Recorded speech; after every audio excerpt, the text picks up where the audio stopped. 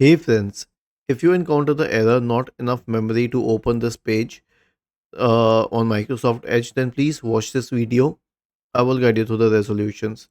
The first solution is to reduce the number of open tabs. Okay, so if let's say we have 3 tabs open, then you can reduce them.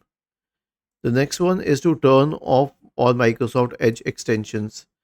Click on these 3 dots at the top right corner, select extensions.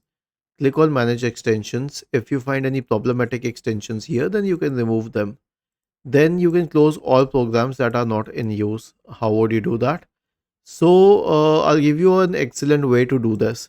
Search for Task Manager, open Task Manager, click on the Startups tab on the list on the left hand side, select by status enabled, and then right click on and disable all the processes on all the applications which you do not need. Then right click on the start button, shut down or sign out and restart your computer.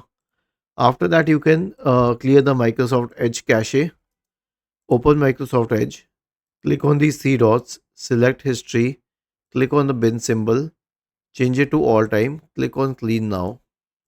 The last solution is to reset the Edge browser.